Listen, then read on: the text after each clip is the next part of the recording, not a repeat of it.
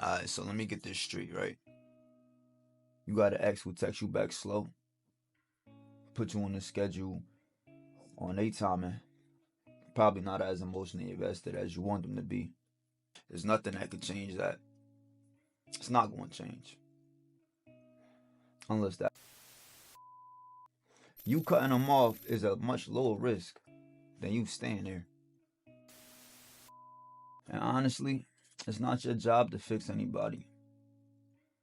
Somebody who valued himself would only allow healed people to come around. Not only that, your vibe attracts your tribe. If you are a healed person, you're gonna attract other healed people. You'll be able to sense when somebody is broken. It's not up to you to fix anybody because of their past trauma. That's not your job. That's something they gotta deal with.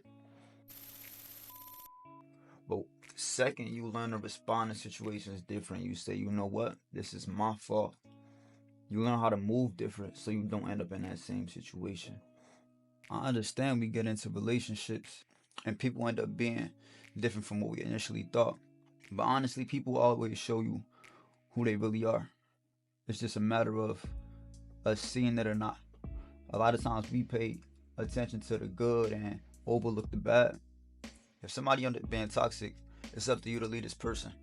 It's not their fault that the relationship went bad. It's your fault for staying in the situation. And this is just an example of not playing a victim. It's an example of you making a better decision next time. So when you see repeated signs, you don't end up with the same type of person. You don't end up in the same situation. And it's working a lot of aspects in life. And look, because you got in a fucked up situation and you already felt like you didn't have power over it, what could you possibly do to change that? That's how a victim look at it. When in reality, what you need to do is understand that you here because of the decisions you made, and it could have been prevented some way or another. It's just up to you to understand that. It's up to you to realize that. That's the only way shit change. When you change. Alright, so let me get this straight, right? You got an ex who texts you back slow, put you on the schedule on their timing, probably not as emotionally invested as you want them to be. There's nothing that could change that. It's not going to change. Unless that person changes. And that's not something you want to bet on. Before I even get my input on this, I want y'all to actually understand. It's a thin line between being avoidant and being a narcissist. And I'm saying that because I'm that avoidant ex that a lot of people would deter from. But I'm not speaking from a narcissistic point of view when I speak on this topic, because it's me being, actually genuine and giving input as if I'm not that avoidant ex. If you catch what I'm saying. First and foremost, let's actually dissect it. I'll be avoiding for multiple reasons. Number one, the point in my life right now, I'm not willing to divide my time because of my emotions. And it's not really my fault if somebody would catch feelings in reaction to, our chemistry and our bond. And I'm very vocal with this too. A lot of people just will try to change that as time go by and they see I'm standing on my principle.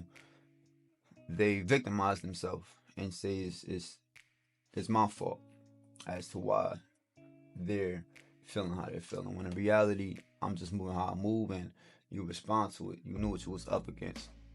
Another thing, everybody bring out different sides of you. If you and this person don't bring out the best in each other, there's no reason why y'all should be together. There's no reason why y'all should even be in each other's energy. If you don't bring out the best in this person don't bring out the best in you, dead that shit. A lot of people may be scared. They're scared to get into that emotional realm because past experiences, which is no excuse at all. And honestly, it's not your job to fix anybody. Somebody who valued himself would only allow healed people to come around. Not only that, your vibe attracts your tribe. If you are a healed person, you're gonna attract other healed people. You'll be able to sense when somebody is broken. It's not up to you to fix anybody because of their past trauma. That's not your job. That's something they gotta deal with. Just understand once you hop in that ballpark, you bring yourself down, carrying dead weight. And if you have a avoidant ex that's not communicating that, they gotta go. Communication is key. And if somebody, from my perspective, if somebody is not able to communicate with you, knowing that they have an emotional hold on you, this person don't respect you. And when you accept certain behavior, that behavior it'll continue. When you move in certain moments like this, in crucial moments, and you communicating with somebody and you telling them how you feel, and nothing changed, and you stick around, you teaching them how to treat you, it's such a low bar for you, and they feel as though you're always gonna be there, so they'll continue to take advantage. I've been there, I've done that, and it was never intentional. It was just more so I didn't have that time to miss somebody because they was always there, and I understand. They probably don't want to miss that emotional opportunity or whatever the case may be, but it's not a good risk to stick around for somebody for the potential that they have to be. As humans, we got a tendency of falling in love with who somebody possibly could be, and then we will blame them for the fact that they don't meet our expectations of them, and they not wrong in no way, shape, or form.